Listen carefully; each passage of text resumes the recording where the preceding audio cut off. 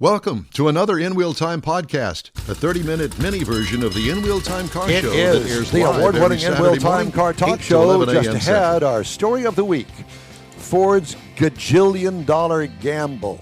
All right. We'll also have the recalls this week and our Guess the Sold Car price game. Plus, Jeff will have the cruise in and events calendars, and I'll bring you the stories making automotive news headlines this week. Howdy. Along with Mike out of This World Mars, we always need more Jeff Zekin. I'm Don Armstrong. So glad you could join us. David Ainsley, our chief engineer. He's not sleeping in. He's like he is an old man, and he doesn't sleep in any longer than we do, which is hardly at all. So anyway, thanks for joining us today. And we start off with our story of the week.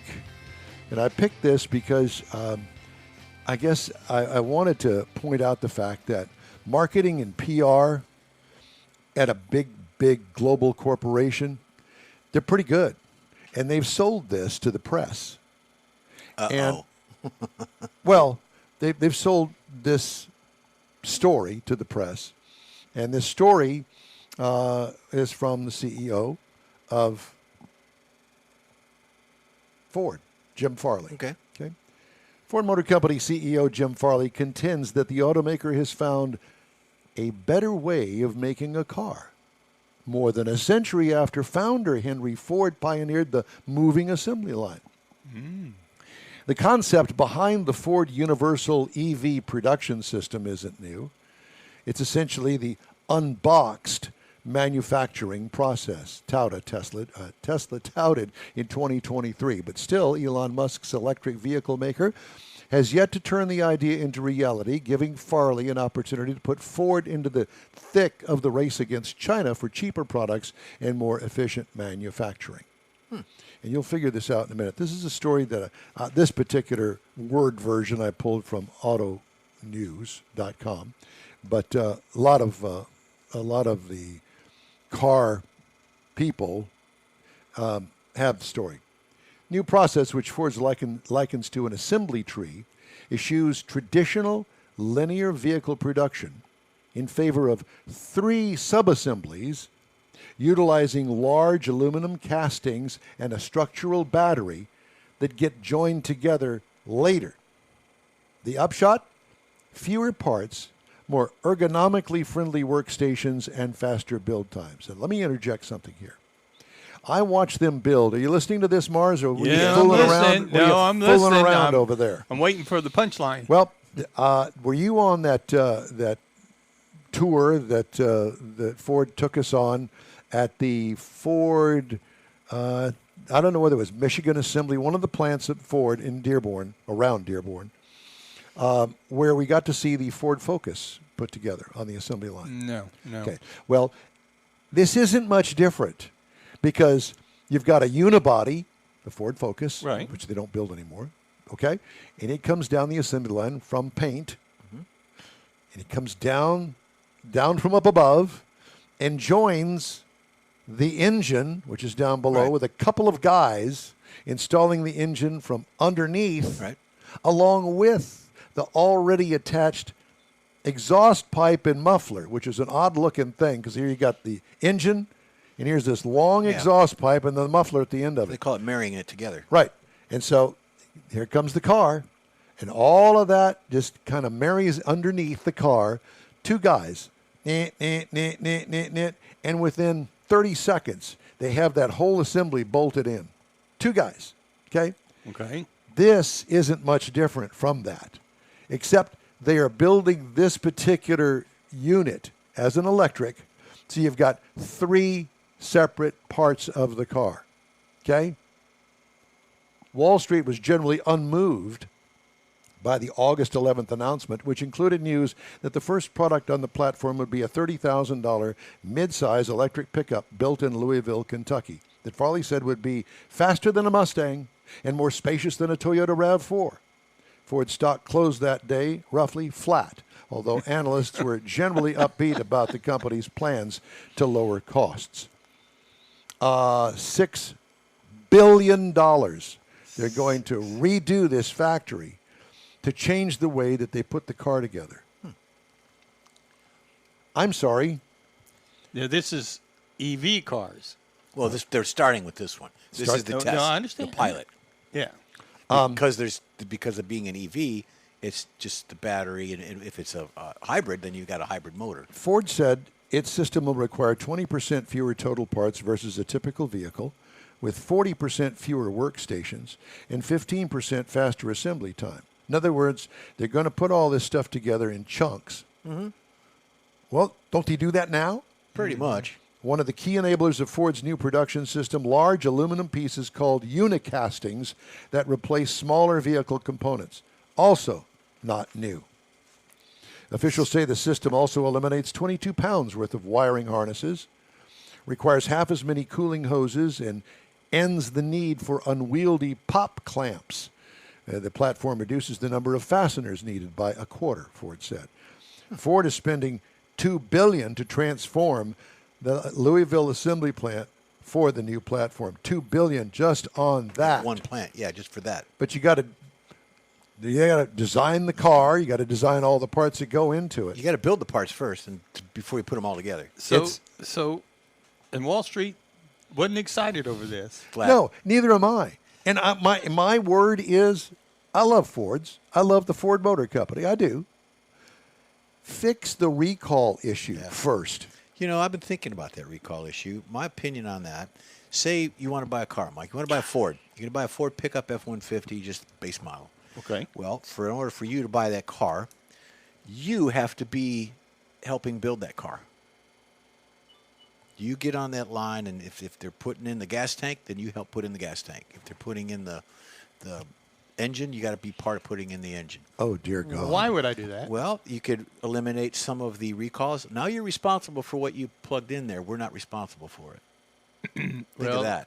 No, what I'm thinking of, I'm going to pay them $60,000 to let me help build a truck. Well, maybe you get it for $40,000. Oh, okay. Well, that makes, discount. That makes no difference at all. My question, You're though, going to is let him put that together? It's his car. It's his car. We can't even get the audio on the air. What are you talking about? No, if he wants to buy the car, then he has to help build the car. $60 billion. $6 billion. Excuse me. How many cars do you have to sell to recoup $6 billion? At $30,000 a piece. It's in the big pile. So it's not only that, but you've got the Mustang sales over there. You got no. That all gets in one pot. This $6 billion is for specific, but where are they going to get the money from? Other here's the other thing. Like I said at the beginning of the story, marketing and PR. That's what this is. Yeah. Because it doesn't make any sense. Don't they kind of almost rebuild a factory when they're going to build something new or different at that factory? Yeah, it's the model change, the model turn. Well, not only that, but the way that they're doing things today, they'll say, okay, we're going to start building our Ford F-150 truck over at this plant because right now we're building the Ford Edge over here. It's not selling as many. So we're going to increase the capacity of the F-150. They're going to take that plant over there and turn it into something different. They're constantly shuffling stuff around, and each time they do that, it costs them billions of dollars. And do you think maybe that's where some of the recalls come in because they don't get all that final process done and they go ahead? I think that the recall problem is much deeper than that. I think that they're asking their suppliers that build the alternator or the rings and the pistons, whatever or widget, whatever it is that they assemble. I think that they're asking them to build it as efficiently as they can, and you sell it to me as cheap as you can. Low bidder. And I think that's where the issue is, partially anyway. Well, I think that's a big part of it because obviously if you get something that's not quite as good as it should be, it may not break, that alternator may not do something, but it may cause one of the many computers in the car to have a problem because it's not getting the proper voltage or something. Yep. It goes upstream. All right. So we got that. Let's do the recalls, shall we, while we're on the subject? Okay. JLR, Jeep Land Rover. Okay. I'm sorry. Jaguar Land Rover is recalling 121,509 Range Rover and Range Rover Sports in the U.S. because of potential cracks in the vehicle's front suspension upper knuckle joints. The recall impacts certain vehicles from 2014 to 2017, and all recalled vehicles are expected to have the defect. An impacted vehicle A crack may develop in the front suspension knuckle, potentially leading to a detachment of the upper suspension arm, resulting in a loss of driver control and an increased risk of crash. And of course, Ford recalling 103,174,000.1 F-150s in the U.S. because of faulty rear axle hub bolts that may break and cause corrosion. NHTSA said August 8th, about 1% of the recalled vehicles from 23 to 25 model years are expected to have the defect. The break can lead to corrosion between the hub splines and the axle shaft splines. Over time, the corrosion can lead to a vehicle rollaway when the parking brake is not used and a loss of motive power. In other words, you broke the rear end. Mercedes-Benz EQB, which I've never heard of, 300 4MATIC, 22 to 23 model years. Loss of drive power. Imagine that. Press the accelerator pedal and it don't go nowhere. Martha, could you send something to find the garden lanterns? All right, time now for our sell-a-thon. Okay. Let's see what sold and how much it sold for from Hemmings Sold Car Weekly Roundup. Shall we? We shall. All right.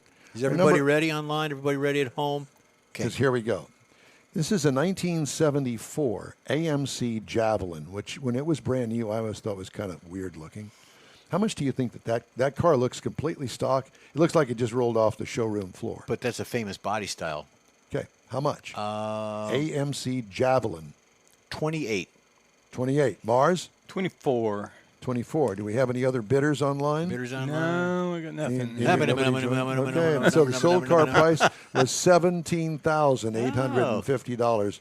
That would be a great Cruising road car. Yep. Heitzman came in late at 16, so he's Well, close. he's close. He won I don't know again. about that He's door on a fit. roll, actually. He is. All right, so our all next these up cars. is, this is for Jeff, a 1982 Buick Riviera convertible.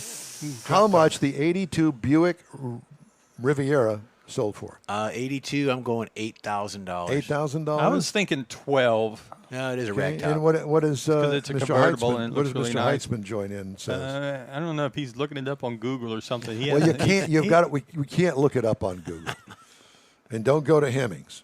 No, he's saying 2,300. Okay, well, okay. Well, I say it was. This is what it sold for: $12,810. Oh, you Next were there, up. Mike. Next up. So, who won that one? Mike did. Mike did.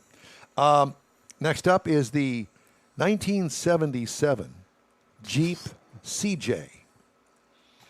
Now, I had one that was close to that. It's a good-looking little vehicle. Yeah, and it lifted, looked just like got that. all kinds of stuff on it. So, how much do you think a 77 Jeep CJ had? And this one probably had the four-banger. It was a Pontiac four-banger, if I'm not mistaken. How much do you think that sold for? $9,000. No, I'm going to go 19. Jeff says 18. Heitzman says 18. 19,425. yeah. Way to go, Mars. They're very popular, and look at and that's in a big city someplace. So that's not been even an off-road vehicle. Next up, I probably prepped this car at Richardson Chevrolet, a 1971 Chevrolet Chevelle. Kathy had a gold one. I don't Black think top. you did because there's still paint on the hood. Okay. There's that. 71 Chevrolet Chevelle. Yeah, because they had to repaint it. Yeah. I buffed off the knob on it. 71 Chevy Chevelle, how much? Got a black vinyl top, looks stock except for the wheels. Kathy had a gold one. It was awesome. I'm going to go 12. Heitzman says 17. I'm going to go 19. Heitzman wins 17,325. I'm just off my game today. All right, next up, this is for you, Mars. A 1960 Ederlin AMC mobile. Metropolitan. I could see you driving this. Ederlin. A 1960 AMC. When I was in high school, some nerdlinger in school that I went to school with that I never found out because he was hiding, drove this thing to school, and we all made fun of it. 1960 AMC Metropolitan. first, How Mike. much? Man, I really don't know. I'll go 17. All right, I'll go 12. Heitzman says 5,000. $5,900. Heitzman wins Jeff, again. what are you going to do with all these cars, man? Okay, here's one for you, Jeff. Oh, boy. 1994 Acura NSX. I knew somebody fast that car. had one Yeah, of these things. yeah, yeah. I used to The see problem with them is I couldn't fit. My head hit the roof. That was at the time. That was the fastest production car made. I'm going to go 27. 94 Acura NSX. I'm going to go 21 maybe. Let's see what Mr. Heitzman's got. We He should have seems to him be go on a first. roll. Yeah, we should have made him go first. He says 28,000. $71,925. So if all of us put our money together, we could have it. No. Almost. No, none of us. We still. His even at bid, that. my bid, your bid. Okay. Next up, a 1987 Jeep Grand Wagoneer with the stick-on wood sides. Still shipping crayon. It looks like it's completely stock. And I don't know as if the fog lights are stock or not, but I don't think so. What year is it? 87 Jeep Grand 87. Wagoneer, so it probably has a small V8 in it, I would guess. $9,000, Jeff. No. I'm going to say 16. Heisman says 21. Well, Heitzman was closer, but still, it went for $30,450. Man. It's so weird. Okay, the next up, I'd buy this. Yeah. I'd so buy this. Oh, you would too, yeah. A 1997 Lincoln Town Car with the small block Ford V8 in it. It rides like a pillow. Like butter. Look at the plate. 97 T car. Heitzman, what do you bid? You would let Jeff go first? Now, what do you bid, Jeff? I'm going to bid 12. I'm going 15. I'm thinking Heitzman. I think he says 21 on that deal. It sold for $5,900. Oh no, I take that back. He said 2,200. That was his last one. $5,900. Here's your Now, bonus. I have a bonus picture today that has nothing to do with the sold car roundup. Chevrolet displayed this car, and this is the press room Chevrolet. Okay. Today, Chevrolet gave car enthusiasts and racing fans a glimpse of the high-performance future. Two Corvette concept cars, the Corvette CX and the CX.R, Vision Gran Turismo. It debuted at the Quail, a motorsports gathering, Monterey. While not intended for production, the pair will serve as inspiration to inform Corvette design language for years to come. Drawing on more than 70 years of performance innovation, these Corvette concepts honor the heritage of America's sports car and propel it to the future. So let me just say this about this concept car. As with most concept cars, yes, it's not a production car. It is a concept. However, generally speaking, what happens at a big manufacturing company like Chevrolet, they will take elements of this and put it into the C9 Corvette that we don't know anything about yet. But it clearly is a mid-engine, right? Because of the forward cockpit on it. And it probably has a battery underneath it. If it's not a full battery. Yeah. But that is stunningly beautiful. It is. It's gorgeous. My God. And I hear they're coming into the media pool for you guys. No, don't we wish? Yeah, But, yeah. you know, let me just say this to Chevrolet. Could you please put something like this, bring it to the Houston Auto Show, and just stick it out there? Yeah. Just, if you're not going to sell anything there, you might as well have something that looks cool. Right. How'd you like to be the guy that goes to work and touches that every day, makes that, designs it? That would be incredible. Yeah, well, there's that. But why would they not build something that stunning? Well, Just somebody asked me that the other cost day. prohibitive, maybe? Well, absolutely. And not only that, I don't know as if you could get it licensed. And how would you get it over curbs? I mean, there are a lot of different things highway involved here. transportation, but safety board, there's all that. Lamborghinis and Ferraris and all kinds True. of Well, Bugattis. okay, so then you're talking about a supercar, Well, that's what I would put that Yeah. in that category. and so that would price every Corvette owner that ever had an aspiration of buying a Corvette. That's the one attractive thing about the Corvette that you cannot deny. It has always been affordable to some people. Right. I bought one in '76 for a '77 model, and the sticker on it was $11,000, and I paid sticker price for it. Clearly, it's not that anymore, but No. still. All right. Hey, be sure and join us for our live show. It airs Saturdays, 10 to noon on Facebook, YouTube, and InWheelTime.com. Thanks for joining us today. We're going to take a quick break, and we'll be back with the Cruise In events calendars and some more headlines. So stay with us. The Tex-Mex dining experience is defined by Lupe Tortilla, your destination for Texas's best beef fajitas and frozen margaritas. Since 1983, Lupe Tortilla has served authentic and time-tested recipes made with the freshest ingredients. Atmosphere is part of the award-winning experience at Lupe Tortilla, all developed in a little house near Highway 6 and I-10 in West Houston. Visit any of the Lupe Tortillas and you'll see the same attention to detail in each and every location. Start your Lupe experience with queso flameado and guacamole, along with a classic frozen margarita. Dine on famous Lupe beef and chicken fajitas, or pepper shrimp brochette, or a fish or vegetarian entree, and finish with a scrumptious flan for dessert. Find Lupe Tortilla in Houston, College Station, Beaumont, Austin, San Antonio, and Dallas-Fort Worth. There's a Texas location near you. The recipes are authentic and time-tested. The ingredients always fresh. Lupe Tortilla, he's pretty good. Apple or Android, In Wheel Time podcast can be found everywhere, on the stream and through downloads. Whether you're on the road or at home and jonesing for a different kind of car talk show, give In Wheel Time a try. Honest new car reviews, fun, informative interviews with real car people, weekly automotive news, features like Jeff's Car Culture and Mike's Driving Destinations, all on In Wheel Time. Check us out on SiriusXM Podcasts, iHeartRadio, or while you're shopping on Amazon through Amazon Music. InWheelTime.com has a list, and we know you love lists.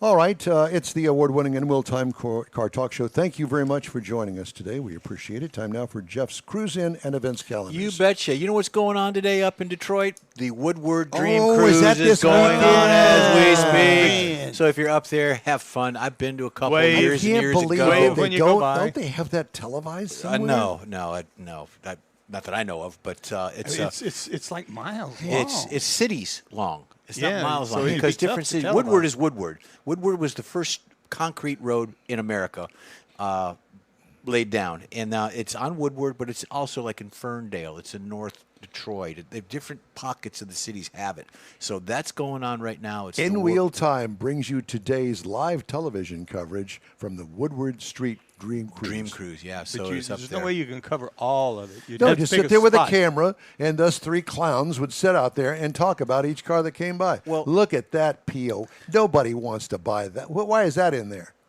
We could say derogatory things. It's a lot of That's fun. There's a true. lot of Just like sponsorship. we were Detroiters. General Motors, Ford, Dodge, they all have their pockets of what they do for sponsorship. They've got, like you go to Drag Strip, they've got the indoor places that you can go and sit down and eat. Well, they've got all that too. So it's a major event up there. Congratulations, Detroit, on having that. I've been to a few. But it's not just today's event.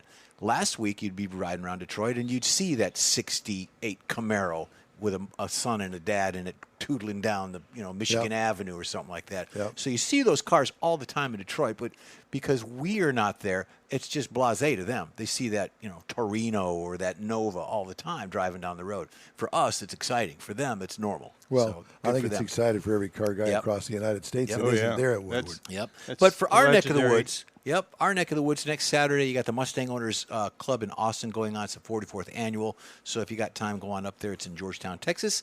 You've got the August Coffee and Cars in Magnolia, which is not far from here. Beautiful drive up there in Magnolia.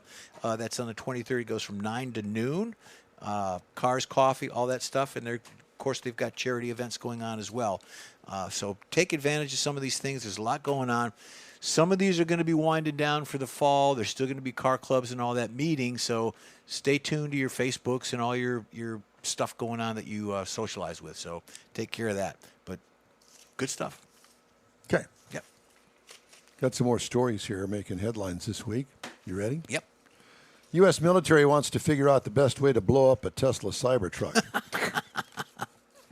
Yeah, buddy. From Automotive News. Air Force officials are seeking 33 vehicles to use as targets for live missile fire testing in New Mexico. According to documents posted by the U.S. General Services Administration, most of the vehicles can be sedans, SUVs, or pickups of any brand, but the documents specify the need for 2 Cybertrucks out of concern that enemies will use the particular model to help protect themselves in battle. They've been found not to receive the normal extent of damage expected upon major impact. CEO of Tesla, Elon, has touted the Cybertruck as bulletproof and apocalypse-proof, though an onstage demonstration during his 2019 unveiling infamously backfired, as you well know. Besides the Teslas, the Air Forces plan to fire missiles at 18 sedans, 6 black, 6 white, 6 blue or green, all with sunroofs. 5 pickups, 5 SUVs, and 3 cab-over commercial vehicles known as bongo trucks. Right. Thought that was an interesting story. I used to have a set of bongos. Did you? Yeah. Can you still play the bongos? Oh, yeah, absolutely. Vehicles from the 2026 model year are arriving in showrooms, driving average transaction prices up while pushing August incentives generally higher on older stock. Many automakers continue to offer generous finance terms as low as 0% to draw eligible buyers facing higher borrowing costs and interest rates, according to the latest incentives from S&P Global Mobility.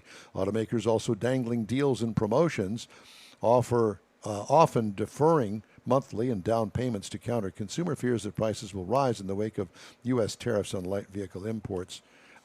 So if you're in the market for a vehicle, don't discount a 24 or a 25 model, Right. because, oh, well, that's not the latest, greatest. It probably is. Yeah, if you were driving a 10-year-old vehicle and moving up, you wouldn't know the difference between a 24 and 25 with the technology. That's correct. Consumers might be having more success getting approved for auto loans based on second quarter data from the Federal Reserve Bank of New York, which could be fortuitous, as separate second quarter study by lender Santander Consumer USA found a bump in demand for vehicles, likely at least partially driven by fears of those tariffs again. Last year had been the worst on record for consumers seeking auto loans, according to full year 2024 data from the New York Fed, which polls Americans quarterly. The bank's second quarter study in June found 6.7% of applicants had been turned down for an auto loan during the previous 12 months. I didn't know that. I'm going to try to squeeze this in. Go for it. In Oklahoma City, dealerships' insurers disputing any obligation to defend a former employee who was involved in a crash while using a company vehicle for personal purposes. Federated Service Insurance wants a federal court to rule whether it has a duty to defend and indemnify Aaron Cantrell, who worked for Orr Nissan at the time of the February 21st multi-vehicle crash, according to the complaint. Father sued her and the dealership on behalf of the children that were involved in the wreck.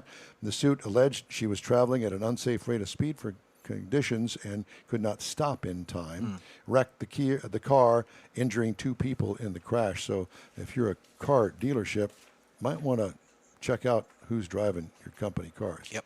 We're going to finish up today's show right after this. You own a car you love. Well, why not let Gulf Coast Auto Shield protect it? Houstonian John Gray invites you to his state-of-the-art facility to introduce you to his specialist team of auto enthusiasts. We promise you'll be impressed. Whether you're looking to massage your original paint to a like-new appearance, apply a ceramic coating, install a paint protection film, nano-ceramic window tint, or new windshield protection called ExoShield, Gulf Coast Auto Shield is where Houston's car people go. Curbed your wheels? Instead of buying new, why not have them repaired? How about a professionally installed radar detector? Gulf Coast Auto Shield does that too. Get a peek inside the shop and look at the services offered by getting online and heading to gcautoshield.com. Better yet, stop by their facility at 11275 South Sam Houston Tollway, just south of the Southwest Freeway, and get a personal tour. Gulf Coast Auto Shield is your place to go for all things exterior. Call them today, 832-930-5655 or gcautoshield.com. The award-winning In Wheel Time Car Talk Show now reaches 5.3 million folks each year. Check us out on InWheelTime.com, the Odyssey radio app, YouTube, Facebook, and just about every other entertainment source out there, including our live broadcast every Saturday, 10 to noon Central Time. The In Wheel Time Car Talk Show has informative automotive guest interviews, new car reviews, along with popular features including Jeff's Car Culture, the latest new cars, cruise-ins, and racing dates. It's InWheelTime.com. Join us.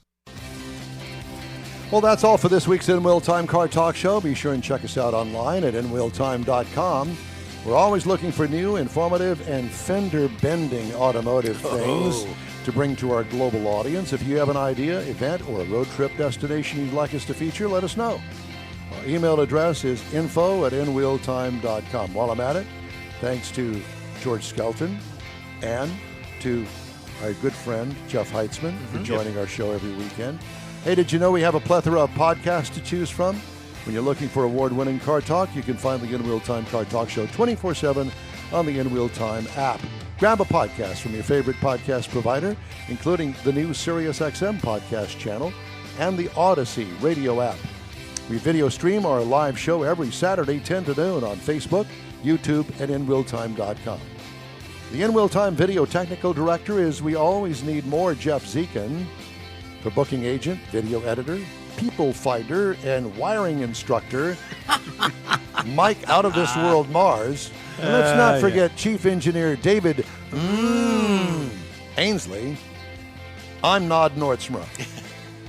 From all of us at the In Wheel Time Car Talk Show, thanks for joining us. Have a great week. Stay cool.